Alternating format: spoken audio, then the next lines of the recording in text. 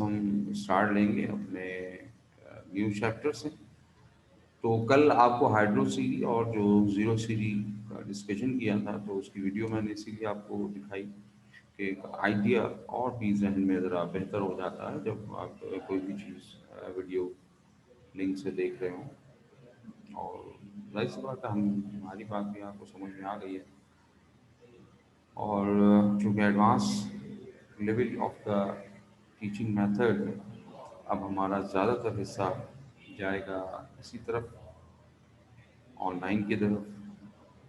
ठीक है, तो वो उसमें ज़्यादातर टीचिंग मेथड में हम जब भी बात कर रहे होंगे तो कोशिश ये होगी कि जनाब आपको वीडियोस, ऑडियोस और दूसरी चीज़ें दिखाई जाए। ज़रूर है कि मेरी बात कोई भी टीचर होगा तो वो इसी मेथड को यूज़ करेगा। ठीक है जी, तो आज हम अपना चैप्टर नंबर 12 शुरू करेंगे। ये हेडिंग मेरा ख्याल से मैंने इसकी चेंज नहीं की, ठीक है, लेकिन आप याद रखिए कि ये चैप्टर नंबर 12 था। मैं इसको चेंज करके शो करता हूँ जी। तो चैप्टर नंबर 12 हमारा, और चैप्टर नंबर 12 में हम पढ़ेंगे सम मेजर इकोसिस्टम। बुक में हमारे पास ये होगा, मैं आपको बता दूँ, पेज नंबर 258, ठीक है ना, 257 से शुरू हो रहा है और 258 में हमारी कुछ बातें आपको बतानी है और फिर हम इकोसिस्टम से रिलेटेड बातें शुरू कर देंगे। इकोसिस्टम का क्वेश्चन हमारा यूजुअली डिफाइन करवाने के लिए, डिस्क्राइब करने के लिए आपका आता है। कभी लॉन्ग में भी दे दिया जाता है, ठीक है ना, और कभी शॉर्ट में तो अक्सर आपको मिलेगा। तो वो मैं आपको दिखा दूंगा जो भी लॉन्ग और शॉर्ट में होगा। तो इकोसिस्टम की डेफिनेशन एज यूजुअल जो आप पहले पढ़ चुके हैं और याद कर चुके हैं वही है, ठीक है ना, कि इकोसिस्टम क्या होता है। Basic function unit in ecological studies which is composed of living organisms interacting with each other and with the non-living environment in a given area। जो भी एरिया है उसमें हमारा लिविंग और नॉन लिविंग का आपस में क्या ताल्लुक है, उस पर आप बात कर रहे हो तो उसे कहते हैं आप इकोसिस्टम। अब हम पहले बात करेंगे जी वाटर की, पानी की, और पानी में भी पहले लाइफ इन फ्रेश वाटर, ठीक है। फ्रेश वाटर में, पानी के अंदर जिंदगी कैसी चलती है। तो मीठा पानी और नमकीन पानी जिसे हम आम जुबान में कहते हैं, और फ्रेश का मतलब वैसे तो ताज़ा होता है ना, ताज़ा को मतलब हम मीठा कह देते हैं, लेकिन वो मीठा नहीं होता। दरअसल उसमें सैलिनिटी की क्वांटिटी बहुत कम होती है। Quantity of salt is very low in water, that is called fresh water, ठीक है। तो उसे हम कहते हैं मीठा पानी। अब मीठा पानी हम डिवाइड कर देते हैं दो तरह में, लैंटिक वाटर में और लॉटिक वाटर, ठीक है। इसे क्यों डिवाइड किया गया? इसे इसलिए डिवाइड किया गया है कि हमारा पानी जो मीठा है दरिया में, झील में, पॉन्ड में, लेक्स में, तो वो या तो चल रहा होगा यानी मूवमेंट होगी उसमें, या फिर वो ठहरा हुआ होगा। Like it is a stagnant water, atlantic water is called stagnant, stagnant माने ठहरा हुआ, रोका हुआ। और उसकी एग्जांपल हमारे पास है पॉन्ड्स, लेक्स, झील। कर्ली झील जाते हैं ना आप, तो कर्ली झील में पानी रुका हुआ। अब रुके हुए से क्या मुराद है? रुके हुए से मुराद ये है कि पानी स्ट्रीमिंग नहीं कर रहा। जैसे दरिया है ना, तो एक जगह से शुरू हो रहा है माउंटेन एरिया से और चलता हुआ समंदर में जाके गिर रहा है, तो वो पानी रनिंग वाटर।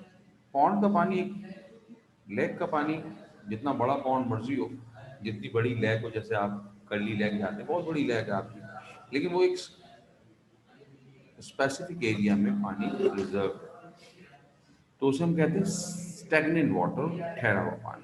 तो आमतौर पे हमारी पॉन्ड्स और लेक्स होती हैं वो ठहरा हुआ पानी, जबकि lotic water is called running water, चलता पानी, भागता पानी।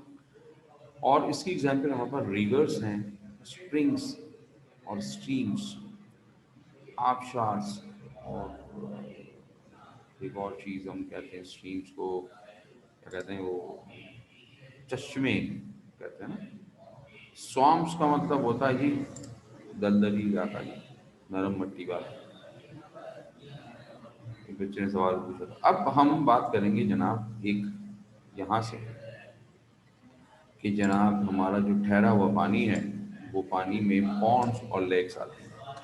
तो पॉन्ड का इकोसिस्टम आपसे शॉर्ट में भी पूछ लिया जाता है, लॉन्ग में तो नहीं पूछते आमतौर पर। तो पॉन्ड इकोसिस्टम को आपको डिफाइन करना, define the biotic component of pond ecosystem ऐसे कह दें, या डिफाइन द पॉन्ड इकोसिस्टम ये भी कह सकते हैं। वाह जी, चाय कभी कभी तो बड़ी मजे की होती है। ठीक है जी। पॉन्ड इकोसिस्टम में हम एज यूजुअल, हमने आपसे पहले कहा था कि कोई भी इकोसिस्टम को आप डिस्कस करें तो उसमें आपको बायोटिक कंपोनेंट और एबायोटिक कंपोनेंट बताने होंगे। पहले हम बात करेंगे कि पॉन्ड इको क्या होता है। A pond exhibits an example of fresh water ecosystem. ये एक फ्रेश वाटर इकोसिस्टम की एग्जाम्पल है। It may develop behind a dam और नियर अ रिवर। हमारे डैम होता है ना जहाँ पानी स्टोर किया जाता है, तो वो जब ज़्यादा ओवरफ्लो करते हैं तो उनके आगे पीछे किसी जो बहुत थोड़ी बहुत गहराई थी या गड़ा था बड़ा, तो बहुत बड़ा, तो वहाँ पानी को जाकर रुक जाता है, तो हम उसे पॉन्ड कहते हैं। या रिवर है, रिवर का किनारे से पानी ओवरफ्लो कर रहा है, या कोई कैनाल से निकल कर पानी किसी गड्ढे में जमा हो गया, तो उसको आप पॉन्ड का नाम दें। ये छोटा भी हो सकता है, कुछ मीटर के बराबर, और कुछ किलोमीटर के अंदर अंदर भी हम उसको पौंड कहते हैं। ठीक है। असल में गहराई कम होती है पौंड की ना, यानी कि हम पौंड और लेक को इस हवाले से डिफरेंशिएट कर सकते हैं कि लेक की जो गहराई है वो 20 फीट तक हमें मिल सकती है, और पौंड 20 फीट तक नहीं जाएगा, ये 8-10 फीट तक का होना चाहिए। लेंथ में ये बड़ा हो सकता है।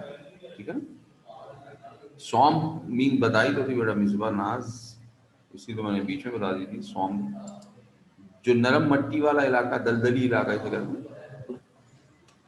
वहाँ पर मुख्तलिफ किस्म की डिफरेंट छोटी फंगस और दूसरी मटेरियल पैदा होते हैं। ठीक है। तो यहाँ से मिसबा गिरा। तो यहाँ पर हमारी जो पॉन्ड की लाइफ है, its life span range from few weeks to several hundred years. है ना। ऐसा क्यों कह रहे हैं? ऐसा हम इसी बेस पर कह रहे हैं कि अगर पानी इस जगह पर बार बार आ रहा तो फिर ये ज़िंदगी शायद, यानी बॉन्ड कंटिन्यू रहेगा, और 100 ऑफ ईयर्स बार बार पानी इसमें जमा होता रहेगा, तो पौंड की ज़िंदगी लंबी हो जाएगी। लेकिन अगर पौंड में एक बार पानी आया और फिर वो ड्राई हो गया, तो वो कब ड्राई हुआ? कुछ हफ्ते बाद, कुछ महीने बाद पौंड इकोसिस्टम खत्म हो जाएगा। भाई आप अपने घर के बाहर ही जो है ना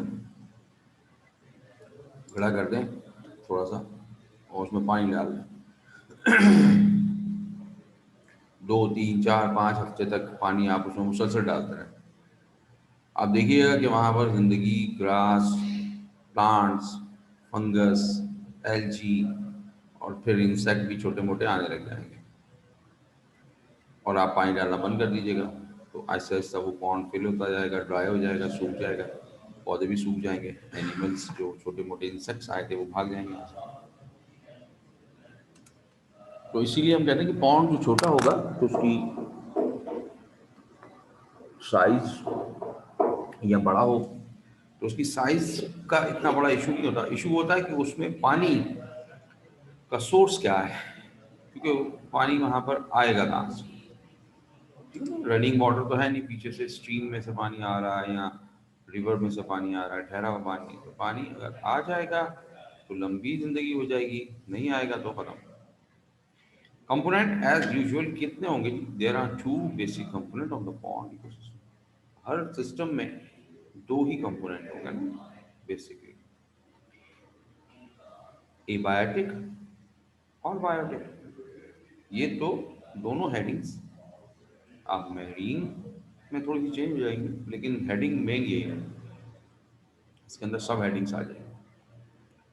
फिर हमारा फॉरेस्ट हो, डेजर्ट हो, ट्रॉपिकल रेन फॉरेस्ट हो, सवाना हो, किसी भी इकोसिस्टम को लिखने के लिए आपको इन दो हेडिंग्स को बुनियाद बनाना पड़ेगा। आप वहाँ के एबायोटिक फैक्टर्स को बताएंगे और फिर बायोटिक फैक्टर्स को बताएंगे। ये मैंने आपके सामने पॉन्ड बनाया, जो भी पॉन्ड जो बना हुआ आपको नजर आ रहा था ना अभी वीडियो में, वो एक्चुअल पॉन्ड कैसा था? वो हाइड्रोसीरी के लिए था। ये वो पॉन्ड है जो हाइड्रोसीरी कर चुका है, ठीक है ना, हाइड्रोसीरी हो चुकी है और पानी यहाँ पर अपनी लाइफ के साथ मौजूद है। तो उसी तरह से यहाँ प्रोड्यूसर्स हैं, फाइटोप्लैंक्टॉन्स हैं, छोटी मछलियाँ हैं, और हमारे बड़े एनिमल्स हैं, टर्टल्स हैं, डिकम्पोजर्स हैं, ये नीचे जो तोड़ रहे हैं हमारे इन मरे हुए एनिमल्स को, जिंदा एनिमल्स को, इंसेक्ट हैं डिफरेंट। फिर ये मर्ज और सब मर्ज और किनारे पर रहने वाले हर्ब्स और श्रब्स, ये हैं। ठीक है। अच्छा जी, अब हम बात करें कि अलग एबायोटिक कौन है और बायोटिक कौन है। उसमें क्या मैंने आपसे पहले कहा था कि एबायोटिक और बायोटिक कंपोनेंट्स में आपको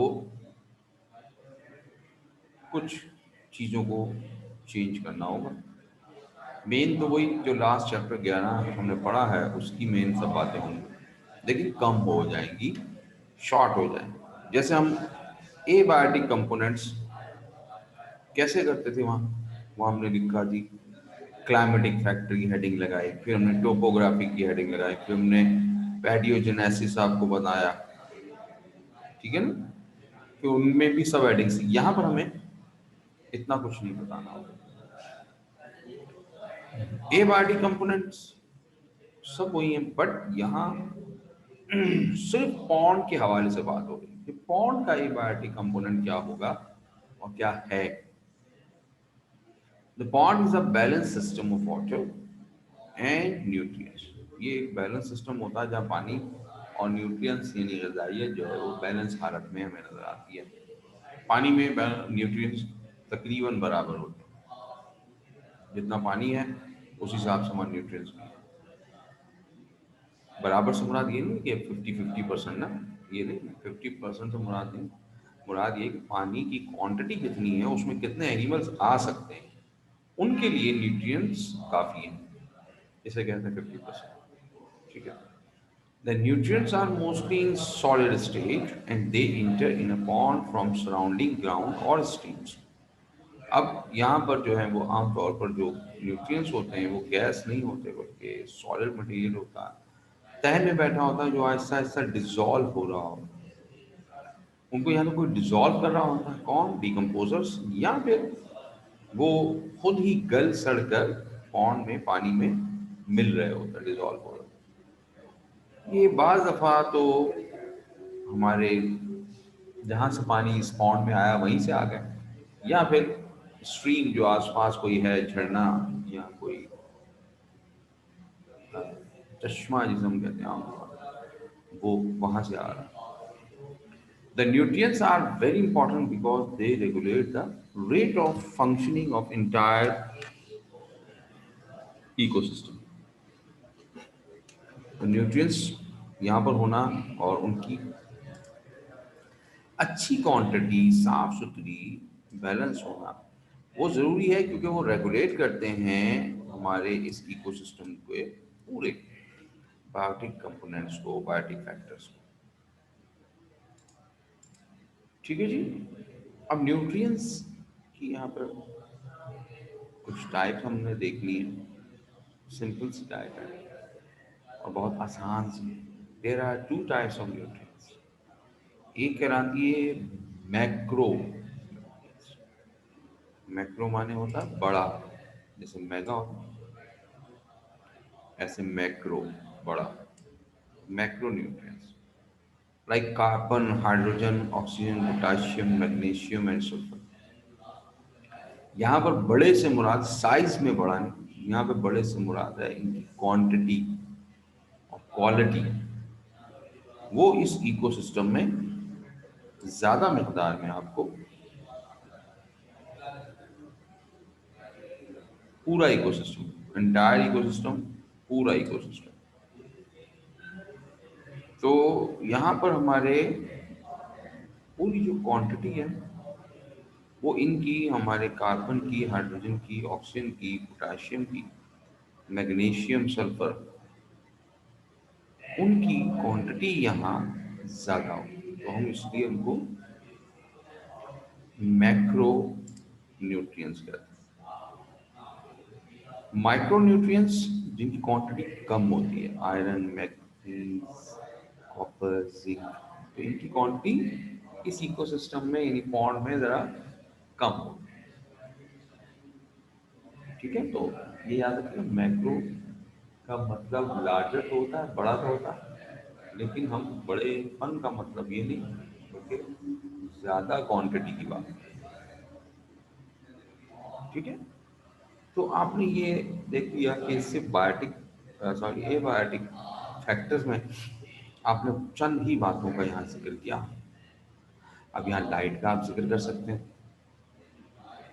लाइट पूरे इकोसिस्टम में मौजूद है, क्योंकि इकोसिस्टम कौन सा है पॉन्ड में, तो बहुत ही इंटायर सिस्टम। बट अभी तो बताया, इंटायर का मतलब मुकम्मल, पूरा इकोसिस्टम। हसनैन, यहाँ आपके लिए बेटा, इंटायर इकोसिस्टम का मतलब पूरा मुकम्मल इकोसिस्टम। पूरा इकोसिस्टम फंक्शनल रहेगा अगर उसमें न्यूट्रिएंट्स रहेंगे अच्छी क्वांटिटी में, वरना फिर पूरा इकोसिस्टम डिस्टर्ब होने लग जाएगा। ठीक है जी। तो बायोटिक कंपोनेंट, अब यहाँ लिविंग कंपोनेंट्स, अब इनमें सिर्फ आपको क्या करना है, आपको जो प्रोड्यूसर्स हैं, primary consumer, secondary consumer, tertiary consumers, decomposers, ठीक है ना, उनकी तो डेफिनेशन वही है जो चैप्टर 11 में। अगर लॉन्ग में आ जाए ये बॉन्ड इकोसिस्टम, तो फिर आप उनकी डेफिनेशन को भी अलग से लिख रहे हो, और ये शॉर्ट में आया तो फिर आप हेडिंग्स उनकी सेपरेट ना डालें, बेशक आप एनिमल्स के नाम बताते जाएं। तो biotic component, producers, consumers, decomposers, ये यही हेडिंग है। ठीक है, जहन में आ रहा फर्क कि जब हम इकोसिस्टम डिफाइन कर रहे होंगे तो ये बायोटिक कंपोनेंट्स जरा हमारे स्पेसिफाई हो जाएंगे उसी इकोसिस्टम की निस्बत। अब यहाँ पर हम शॉर्ट में अगर बात करें तो फिर हम हेडिंग नहीं लगा रहे हैं ना, शॉर्ट में लिख रहे हैं बस कि producers, the producers are green plants, they can manufacture their own food, the pond favour particular types of plant. अब पॉन्ड में मुख्तलिफ किस्म के स्पेसिफिक प्लांट ग्रो करते हैं, क्योंकि हर इकोसिस्टम जो है वो अलग अलग हमारे सिनेरियो बना कर देगा, इन्वायरमेंट बना कर देगा डिफरेंट टाइप के एनिमल्स और प्लांट्स के लिए। तो इसलिए यहाँ पर कुछ खास पर्टिकुलर प्लांट्स जो हैं वो ग्रो करते हैं। नंबर 1, माइक्रोफाइट्स और फाइटोप्लैंक्टन, प्राइमरी कंज्यूमर थे। ठीक है, और सॉरी प्राइमरी कह रहा हूँ, हमारे माइक्रोफाइट्स जो phytoplanktons, phyto means plant, plankton माने फ्लोटिंग कर गया। तो ये माइक्रोफाइट्स भी हम इन्हें यहाँ लफ्ज इस्तेमाल करते हैं छोटे, क्योंकि ये अलजी वगैरह होंगे जो आपको उनका स्ट्रक्चर अगर स्पाइरो वगैरह वगैरह का देखना है तो माइक्रोस्कोप में आपको नजर आएगा। तो ये phytoplankton generally consist of free floating algae. इनमें एल्गी होता है, लाइक क्लेमाइडोमिनास है, स्पायरोगायरा है, डाइआइटम्स है, नोस्टॉक। डाइआइटम्स अभी वो किसी ने शायद बीच में पूछा भी था। डाइआइटम में बेटा हमारा जो जैसे क्लेमाइडोमिनास है, अगर आपको नाइन्थ की डायग्राम याद आ रही है, स्पायरोगायरा की भी डायग्राम थी नाइन में और फर्स्ट ईयर में भी थी, नोस्टॉक की फर्स्ट ईयर में डायग्राम थी। तो ये कॉलोनिकल जो एल्जी है ये आपने देखा है। तो ये डाइआइटम्स जो होते हैं ये सिंगल एल्जी होते हैं, सिंगल सेल के, ये सिंगल सिंगल अलग अलग रहते हैं। ये भी एल्जी की डायग्राम, ठीक है। दूसरे प्लांट्स जो हमें बड़े साइज में नजर आएंगे, अब हम यहाँ साइज की मैक्रो के लिए लफ्ज इस्तेमाल कर रहे हैं। तो मैक्रोफाइट्स दे आर रूटेड और लार्ज फ्लोटिंग प्लांट्स, या तो जड़ वाले होंगे या फिर पानी में तैरने वाले बड़े पौधे। ये भी बड़े माइक्रो यानी फाइटोप्लैंक्टन भी पानी में तैरते हैं, फ्लोट करना प्लैंक्टन, लेकिन ये छोटे हैं, माइक्रो। लेकिन ये जो प्लांट होंगे इनमें पत्ते भी होंगे, जड़ भी, स्टेम भी, और ये पानी में तैर रहे होंगे सदा बहार। Which grow in shallow water, there are two types of macrophyte. अब हम मैक्रोफाइट्स को दो अलग हिस्सों में बता देते हैं। ये वही बात है जो कि आपने हाइड्रोसील में ही पढ़ी। अब कुछ पौधे ऐसे जो टोटली सबमर्ज्ड हैं, हाइड्रीला, पोटामेक्टन, वेलस्नेरिया, ट्रापा। याद है ये चारों नाम आपको हाइड्रोसील में याद किया आपने, इस स्टेज में, सबमर्ज्ड स्टेज। तो ये प्लांट्स के नाम आपको यहाँ ऐड करने हैं।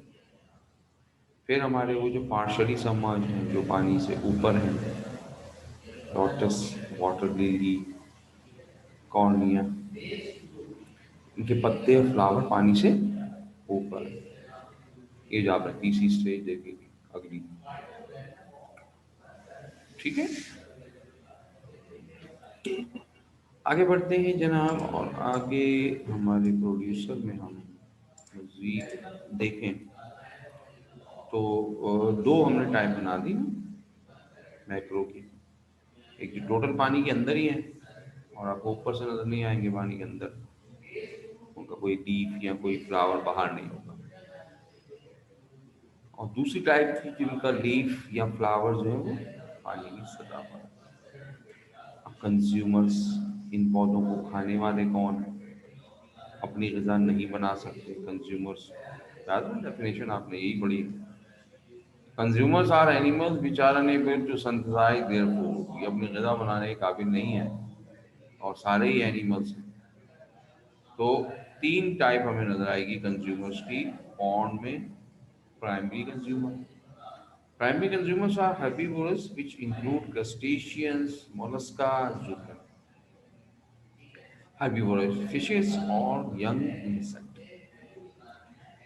यंग इंसेक्ट से मुराद उनके लार्वी भी हो सकते हैं, उनके प्यूपा भी हो सकते हैं, उनके निम्फ भी हो सकते हैं, और बाकी क्रस्टेशियंस, कैरापेस वाले, लॉबस्टर हो गए या प्रॉन हो गए, ठीक है। लेकिन जरूर नहीं कि वो यहाँ ये जो पॉन्ड है, पॉन्ड में प्रॉन या लॉबस्टर नहीं होता, वो मैरीन का। लेकिन मैं आपको इसलिए बता रहा था कि आपको याद हो आ जाए चेहरा, शक्ल क्रस्टेशियन। यहाँ पर क्रैब्स हो सकते हैं, फ्रेश वाटर क्रैब्स, वो अलग होते हैं। तो फ्रेश वाटर में ये हमारे भी कंज्यूम बन जाएंगे, जो सिर्फ क्या खा रहे होंगे, सिर्फ और सिर्फ पौधों को अपने फूड के तौर पर यूज कर रहे होंगे। जबकि secondary consumers feed on primary consumer, जो आपने पढ़ा था पहले कि ये क्या कर रहे होंगे, ये प्राइमरी कंज्यूमर को एज अ फूड इस्तेमाल कर रहे हैं। लाइक डाइविंग बीटल लार्वा खाती, इंसेक्ट के जो यंग इंसेक्ट यानी इंसेक्ट के लार्वा, ये डाइविंग बीटल उनको शिकार करते हैं। फिश इज फिशर नहीं फिशर्स, फिशेज है। मछलियाँ कौन सी वाली थी, कार्निवोरस, बड़ी मछलियाँ थोड़ी सी साइज में, लेकिन वो गोश्त हो रहा है। और उन्होंने छोटी मछलियों का शिकार करना। टर्शी कंज्यूमर में यहाँ पर जो होगा वो डेफिनेटली कार्निवोरा होगा, और they feed upon secondary consumer, और ये सेकेंडरी कंज्यूमर पर अपनी ग़िज़ा के तौर पर उनको इस्तेमाल करें। पॉन्ड में टर्शी कंज्यूमर जो होगा वो टर्टल होगा। ठीक है। अब ये तीनों बातें आपके पास हो गई, तो तीसरी हमारे जो मेन हेडिंग है डिकम्पोजर्स की, वो हमारे वही एज यूजुअल नजर आएगा। The definition the decomposers of cornicles are saprotrophic bacteria and fungi. Saprotroph किसको कहते हैं? सेप्रोट्रॉफ किसे कहते हैं भाई, कौन बता रहा है? तो बच्चे मेरे पता नहीं कहाँ होंगे, तो बच्चों से भी कुछ पूछ लूँ। हाँ भाई, कौन बोलेगा सेप्रोट्रॉफ माने?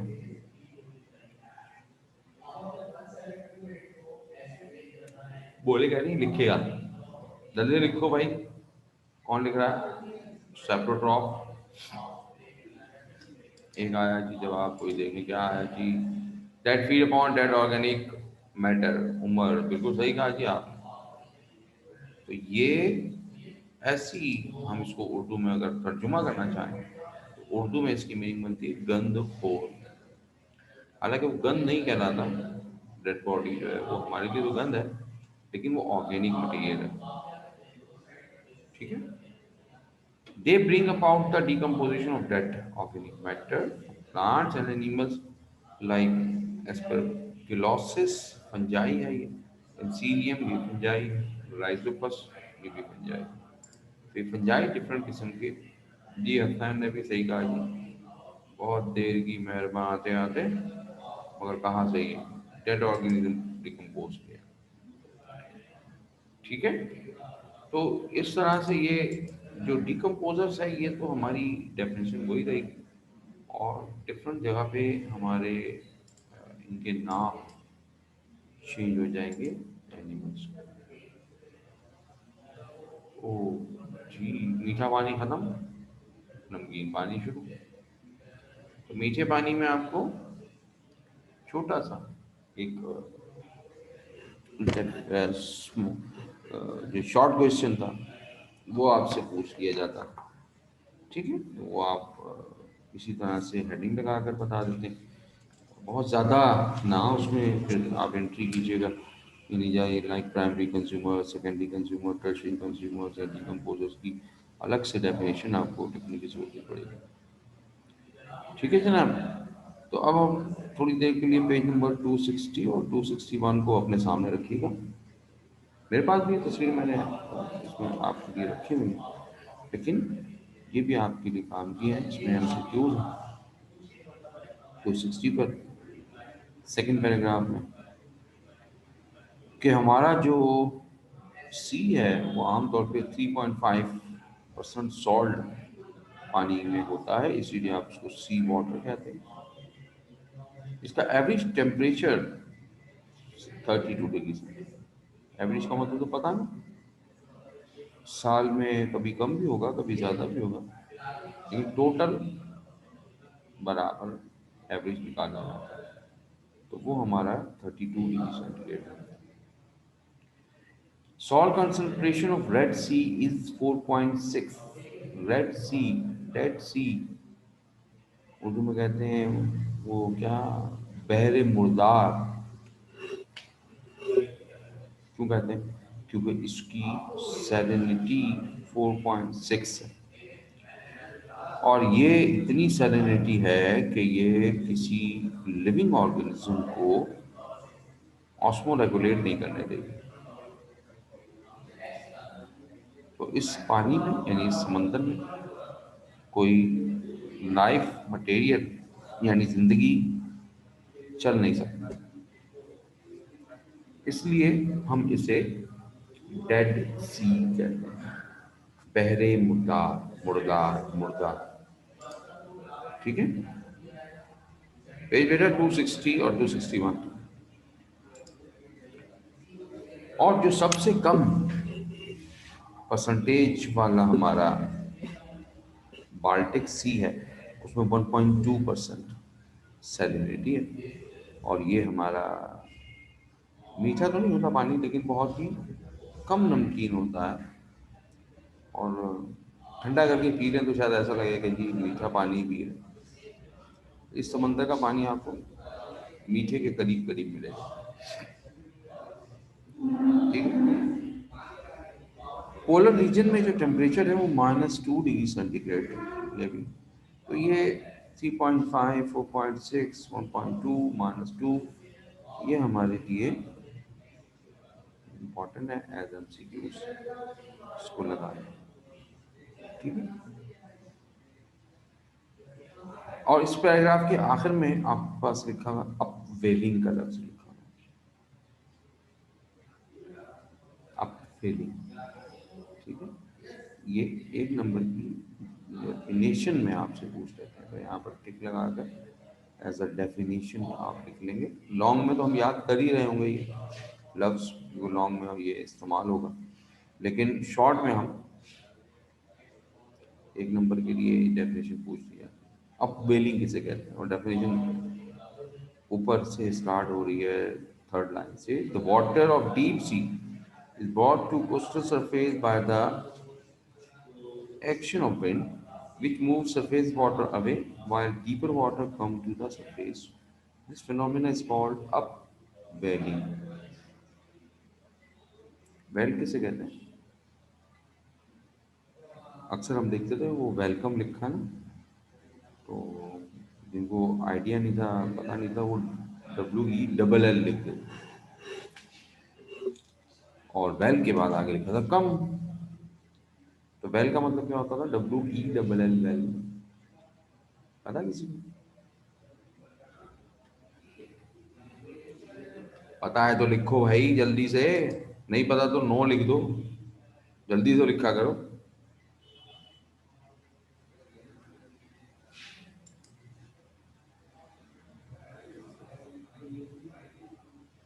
गुड, हसनैन ने कहा जी गुड,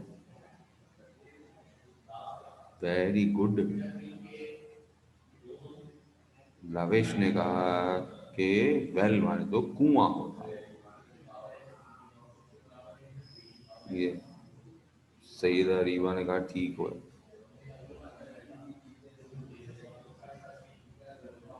आमना ने कहा कुआं, बिल्कुल सही कहा जी, जिसने कुआं कहा। दो लोगों ने कहा कुआं, दो ने कहा गुड या वेल।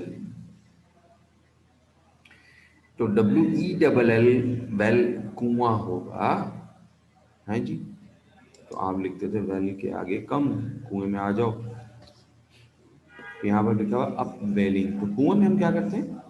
पानी निकालने के लिए एक डोल रस्सी से बांधकर नीचे फेंकते हैं, और फिर उसे खींचा जाता है ऊपर की तरफ। हमारे समंदर में भी ऐसा ही एक काम चल रहा है, नेचर चला रही है, और बहुत ज़रूरी है। उसे कहा जाता है अपवेलिंग करना। समंदर की ऊपरी सतह यानी अपर लेयर, वो विंड की वजह से, हवा की वजह से मूव करती है, और पानी ऊपर से चलता हुआ सी शोर तक आता है, जिसे आप सी साइड कहते हैं ना, समंदर का किनारा, समंदर का साइड, तो वहां आता है। इसीलिए आपने देखा होगा लहरें बनती हुई आती है, वेव बनती हुई आती है। ये असल में पानी लेकर आ रही है हवा, सिर्फ ऊपर वाला। ऊपर वाले के चलने से, हवा के चलने से जब पानी मूव करता है, तो नीचे वाला पानी गैप की वजह से ऊपर की तरफ उठता है। तो water of the lower surface of the marine system go or run towards the upper surface, and upper surface water is running towards the seashore. इस तरह समंदर का जो लोअर सरफेस का पानी है, डीप वाटर, वो ऊपर की तरफ उठाता है, और ऊपर से पानी आगे की तरफ बढ़ जाता है। तो एक सर्किल चलता रहता है, दायरा चलता रहता है। मैं अगर थोड़ी देर के लिए आपको यहाँ ड्राइंग में हाथ से शो कर दूँ कि ये जनाब हमारा समंदर है, ठीक है। बाकी ये नहीं है, ऐसे नहीं, हम जरा नीचे से बनाए, बड़ा करके बना लो, ये जी हमारा समंदर, ठीक है। ये डीप सी है, अभी आप देखेंगे भी इसको। और ये जनाब आप समंदर के किनारे पर पिकनिक मना रहे हैं, भाग रहे हैं, दौड़ रहे हैं, खेल, अच्छा बनाया ना, भागता हुआ, सही बनाया। टेढ़ा है थोड़ा सा, रनिंग करते रहे, स्पीड से रनिंग है, इसे टेढ़े हो रहे हैं आप, सही। अब पानी ब्लू कलर में, ये समंदर का पानी, ठीक है। तो एक्चुअली ये जब लेयर बनकर आगे से पानी आगे बढ़ रहा है, तो जो डीप वाटर है वो ऊपर की तरफ उठ रहा है, और ये पानी कहाँ चला गया जी, ये आगे गया। फिर आपने देखा होगा ये लहर घूम कर वापस पीछे आ जाती है, पानी में, समुद्र में, फिर वापस आती है, फिर ये आगे बढ़ेगी। इतनी देर में ये पानी फिर ऊपर उड़ जाएगा, तो यहाँ गैप बन जाएगा, तो ये एक सर्किल बन जाता है, ठीक है। इस तरह से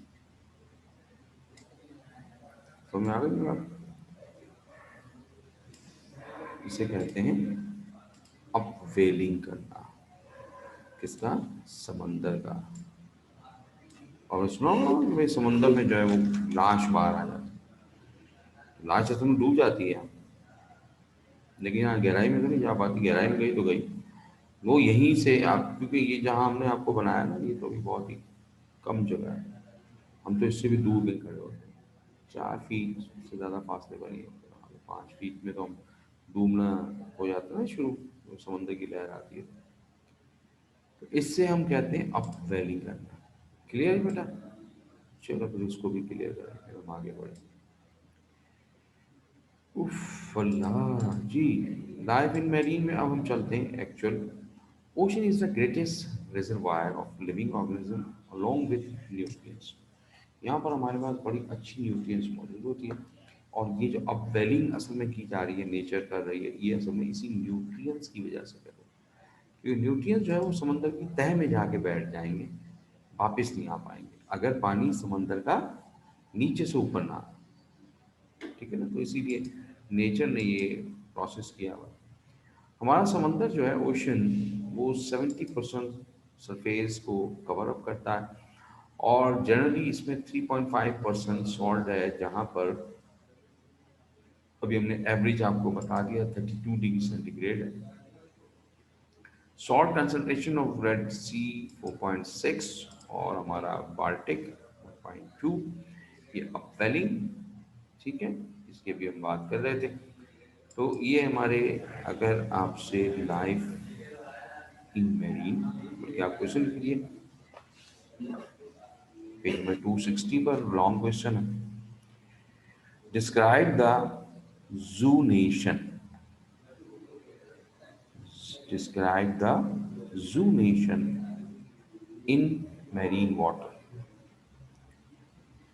describe the zoo nation in marine water. अब ये लॉन्ग में अगर आपको दिया गया है तो फिर आप इंट्रो के साथ आएंगे, ये इंट्रो लिखकर कि मेरीन वाटर जो है उसमें क्यों हम उसको मैरीन कहते हैं, कितना है, क्या टेम्परेचर, और वेली करता है। फिर हम उसकी हेडिंग बनाएंगे जू नेशन। ये जू, जो एनिमल वाला नहीं, ये जोन वाला, ZONE, जोन, एरिया से मखसूस एरिया। तो जोनेशन हम इसलिए यहाँ पर लेकर आते हैं क्योंकि समंदर में पौंड की तरह इकोसिस्टम नहीं है, बड़ा है ना समंदर, तो बहुत ही, एक उसकी गहराई भी बहुत है, तो हमें उसमें अलग अलग पार्टीशंस, पीस नजर आते हैं, जोन नजर आते हैं। Horizontally a sea can be divided into two parts. समंदर को हम हॉरिजॉन्टली अगर बात करें तो दो हिस्सों में डिवाइड करते हैं। एक कहलाता है नियार्टिक रीजन और दूसरा कहलाता है ओशियानिक रीजन। नियार्टिक रीजन पे अभी आप खड़े थे और ये और आगे तक है, तकरीबन 200 मीटर तक। उससे आगे जो होता है वो हमारा ओशियानिक रीजन शुरू हो जाता है। ओशियानिक रीजन को आप खुला समंदर, ओपन सी के नाम से भी लिखते हैं कहीं। यहाँ पे डीप सी मौजूद है। अभी पिक्चर दिखाते हैं आपको। नियार्टिक जो रीजन है, it consist of shallow water present at the edge of continental shelf. Continental shelf हमारी जो समंदर के किनारे पर आपको नजर आते हैं ना, पहाड़, चट्टाने, वो हमारे कॉन्टिनेंटल शेल्फ है। तो यहाँ पर डिफरेंट किस्म की कॉन्टिनेंटल शेल्फ मौजूद है, पानी के अंदर भी, पानी के बाहर भी, क्यों किनारे पर भी। गिडानी आप चले जाएं तो आपको पहाड़,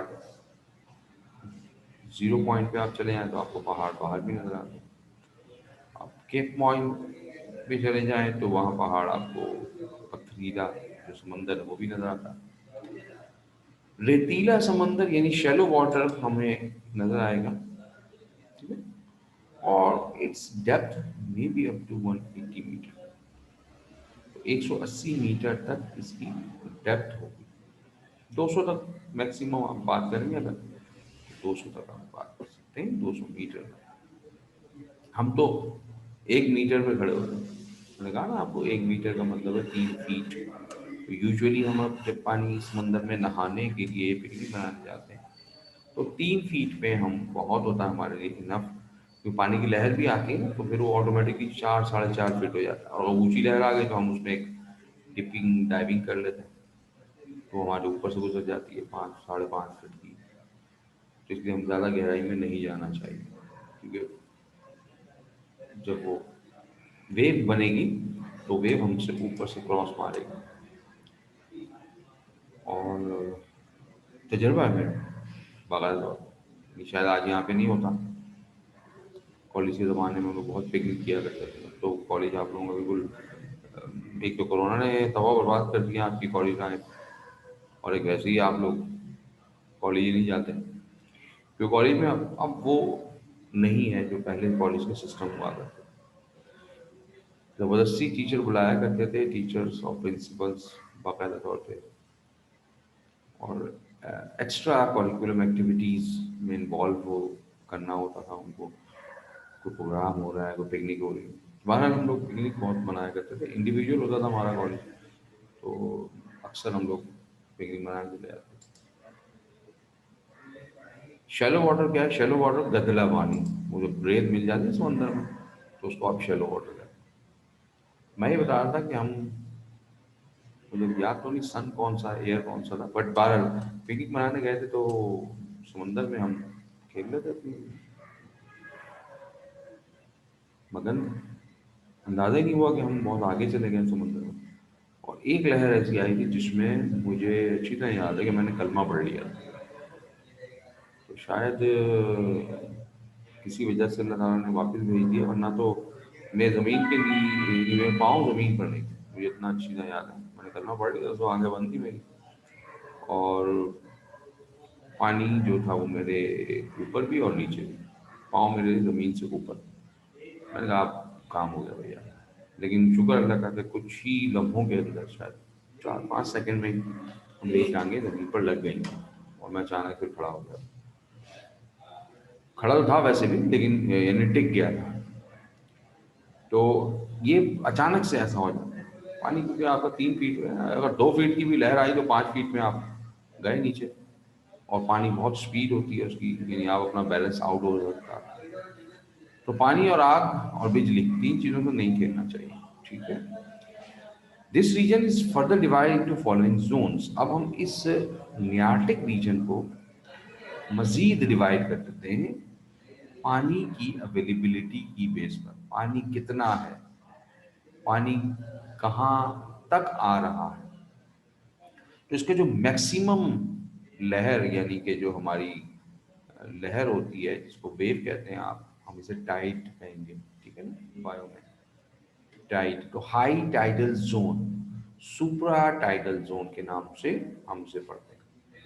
ये कौन सा जोन है? कि अगर आप को जहन में आए पिकनिक का टाइम, तो आप देखें कि आप जब सुबह में पिकनिक गए हैं तो पानी थोड़ा सा दूर मिलेगा, और जैसे जैसे वक्त गुजरता गया 12-1 बजा है तो पानी काफ़ी आ गया।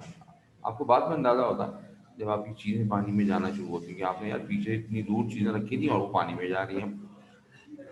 तो वो जो मैक्सिमम पानी की रेंज है जहाँ तक पानी ने आना है उसको हम हाई टाइडल जोन का नाम देते हैं। और ये दिन में 2 वक्त ऐसा हमें नजर आता है।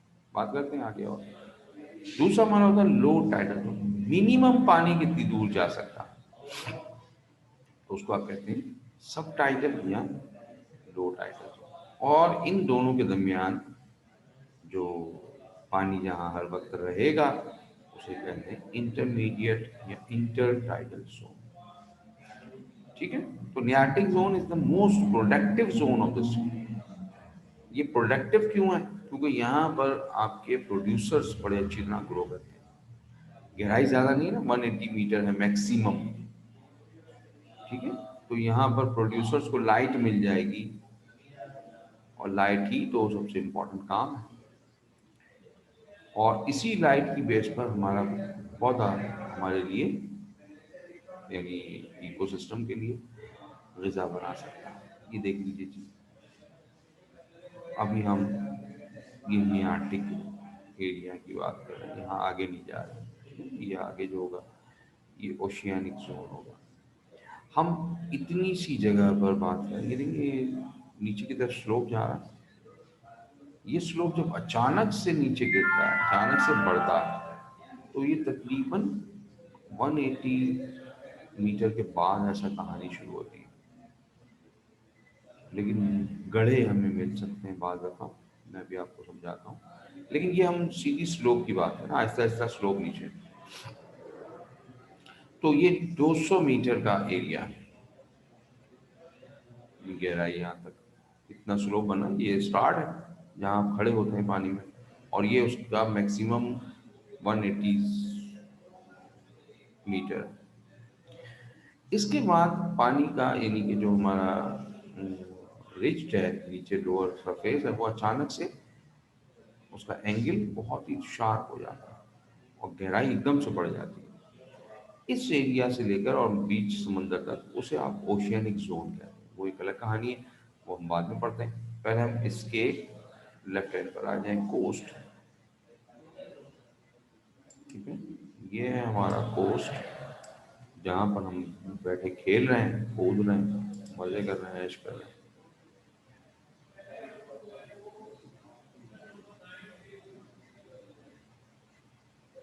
अच्छा जी, एक सवाल बच्चे ने कहा है कि जो वो इतने हैवी शिप्स वाटर में किस वजह से स्टेबल रहते हैं।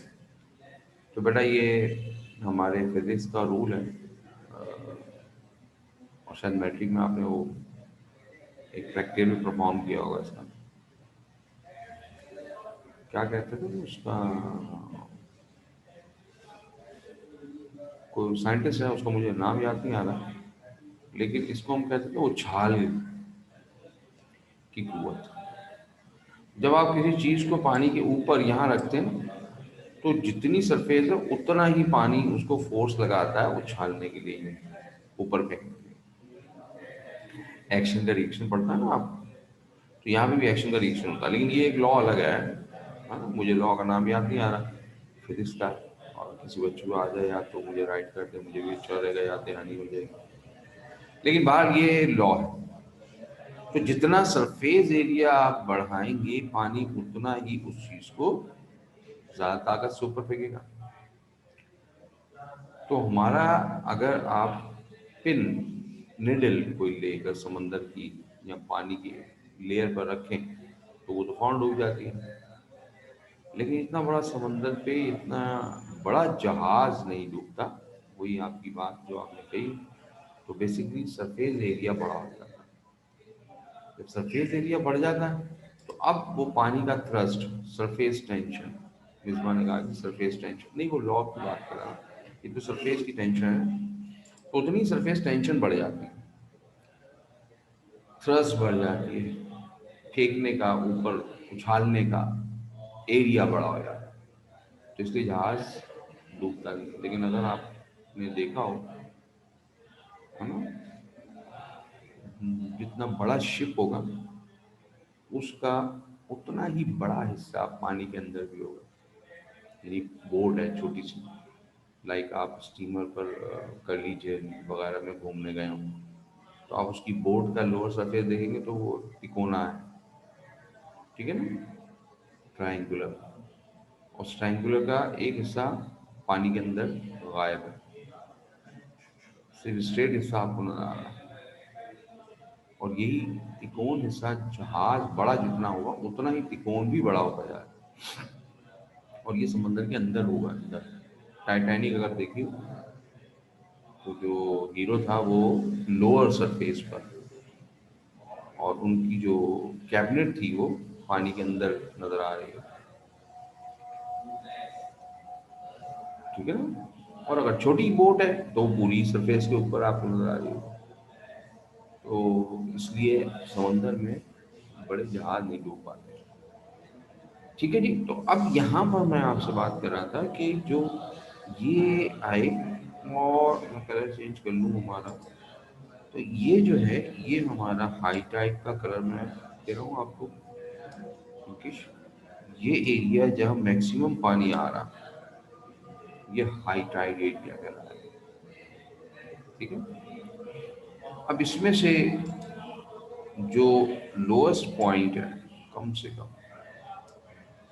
ये पानी कहाँ तक नीचे जा रहा है, ये यहाँ तक तो नहीं जाएगा, थोड़ा सा हमें मैक्सिमम जो नीचे जाने की जगह है, जिस वक्त आप सुबह सुबह आए हैं तो उस वक्त आपको पानी जितनी दूर नजर आया वो उसका मिनिमम सब टाइटल जोन,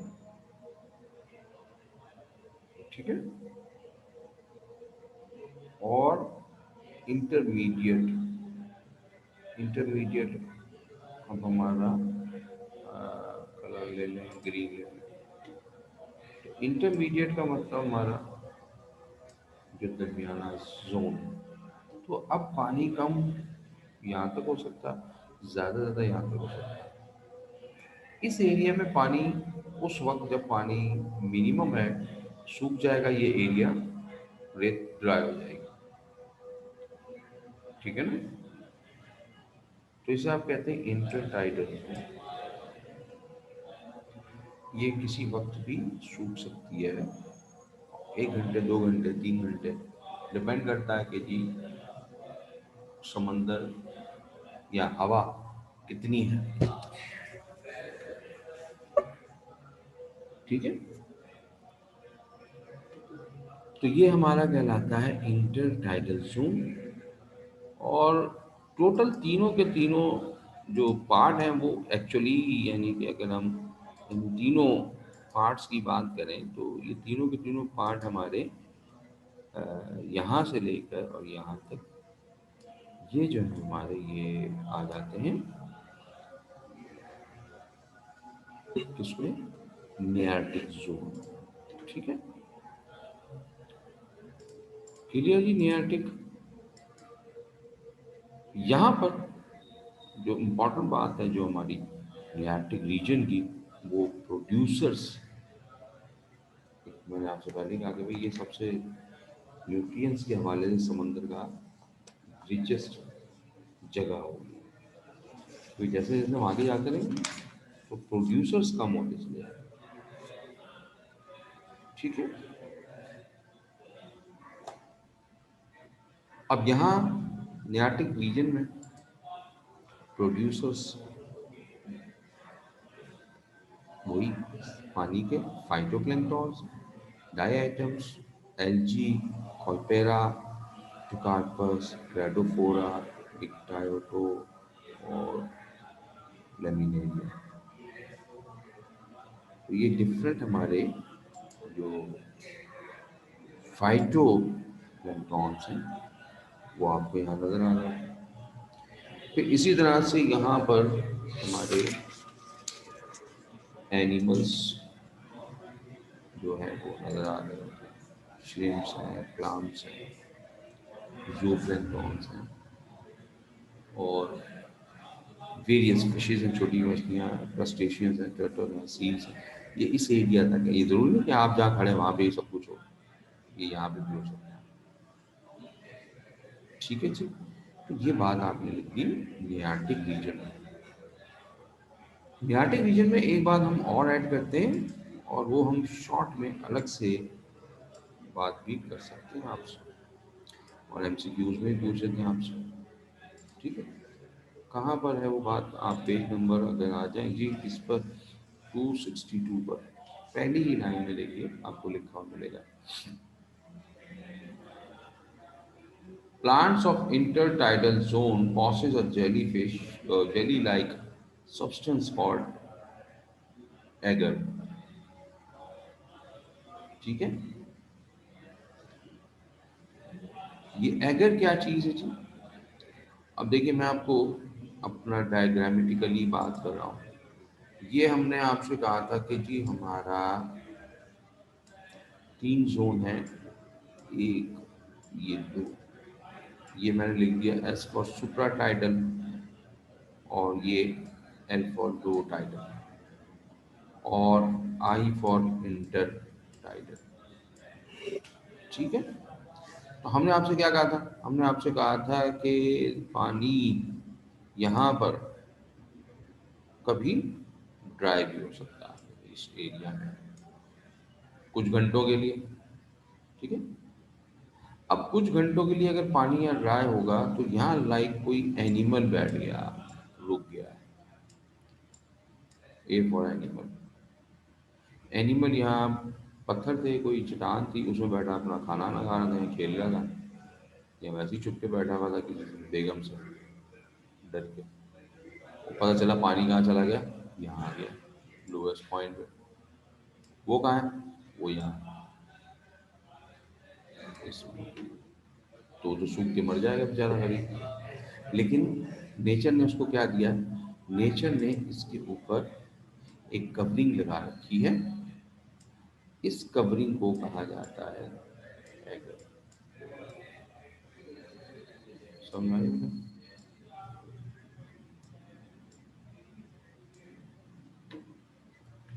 इस कवरिंग जो कि जेली लाइक है, उस कवरिंग को कहते हैं एगर। ये प्लांट भी यहाँ पर आमतौर पे ऐसे होते हैं जिनके ऊपर ये होती है और एनिमल्स कुछ पर ये मौजूद होती है।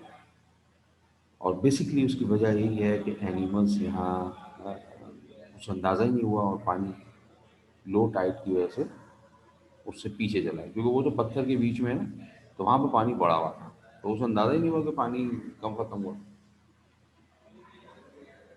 ठीक है बेटा, तो ये हमारा अगर एमसीक्यूज में पूछ लेते हैं कभी एक लाइन के लिए आपसे, एक नंबर के लिए भी पूछ लें शॉर्ट में, बॉटनी है नहीं।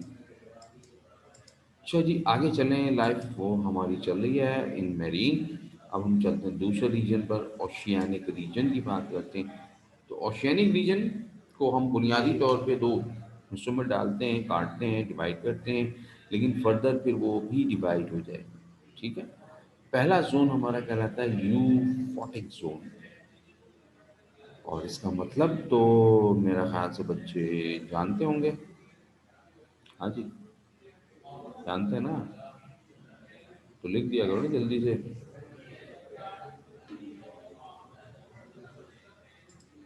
हाँ, लिखो भाई जल्दी, क्या मतलब है इसका?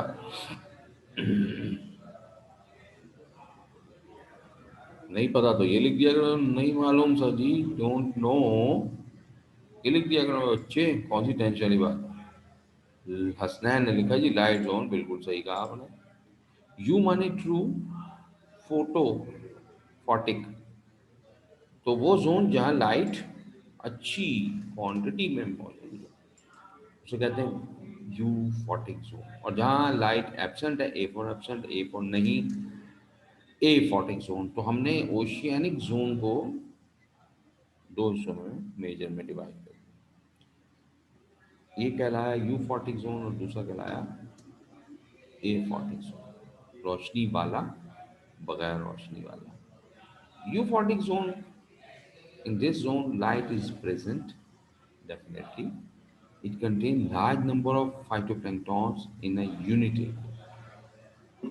आपको हैरत होगी कि दुनिया में जो सबसे ज़्यादा क्वांटिटी में मौजूद है हयात, लाइफ, वो फाइटोप्लैंक्टॉन्स और जूप्लैंक्टॉन्स, क्योंकि ये क्वांटिटी की बात कर रहा हूँ। क्वांटिटी का मतलब ये शायद हम गिन ना पाए सही था, लेकिन अंदाज़ा लगा रहे थे कि एक क्यूबिक फीट में कितने हैं। समंदर की पानी से सतह से हमने उठाया और उसमें हमने गिना कि एक क्यूबिक फीट पानी के अंदर कितने लाख आ गए हैं। फिर हम मल्टीप्लाई करते हैं कि जी समंदर कितने क्यूबिक फीट का है, तो वो मल्टीप्लाई होकर फिर जब इनकी क्वांटिटी मल्टीप्लाई करते हैं तो वो कई ट्रिलियंस में कहानी चले जाती है, क्योंकि ये सबसे मेजर काम कर रहे हैं हमारे लिए। हमारे क्या सब जितने भी पानी में और लाइफ है दुनिया में, उनके लिए इनका काम फाइटोप्लैंक्टन है। तो क्या करते हैं, डेफिनेटली ये अपने लिए और आपके लिए और हमारे लिए और इकोसिस्टम के लिए खाना तैयार कर रहा है, और साथ ही साथ ऑक्सीजन को, याद है ना, जब फोटोसिंथेटिक प्रोसेस होता है तो उसमें ऑक्सीजन प्रोड्यूस होती है, तो साथ ही साथ ये ऑक्सीजन प्रोड्यूस कर, तो ये दुनिया की अच्छी खासी ऑक्सीजन आपको प्रोड्यूस करके दे रहे हैं समंदर से, जैसे हमारे पौधे करते हैं, तो इसी तरह से ये भी कर रहे होते हैं। और क्योंकि ये तादाद में बहुत ज़्यादा है, इसलिए इनकी ऑक्सीजन की क्वांटिटी भी बहुत ज़्यादा बनती है। ठीक है, कितनी बनती है ये आप कल बताएंगे, नेट से मालूम करके। ठीक है ना,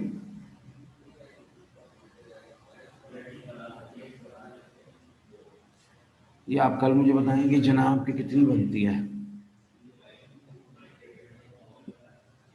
आज हम नहीं बता रहे आपको, बल्कि हम आपसे पूछेंगे। ठीक है, तो ये हमारा euphotic zone. In this zone species are lesser in number than coastal area. यहाँ पे स्पीशीज की तादाद थोड़ी कम होती है, लाइक कोस्टल एरिया से नंबर तादाद बड़ी है। ठीक है जी,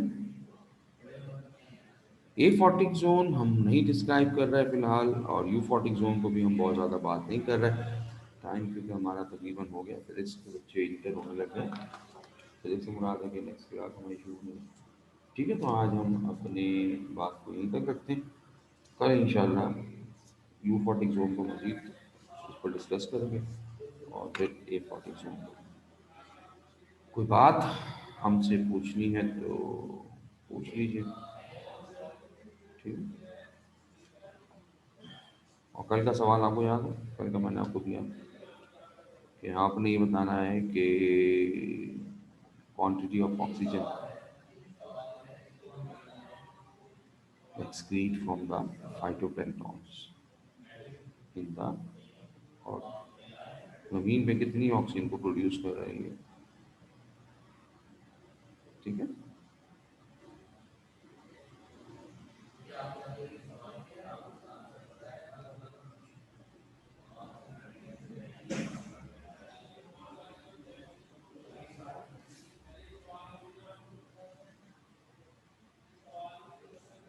सवाल देख लेते हैं, फिर उसके बाद हम, मतलब आप में जो जाना चाहता है जा सकता है बेशक।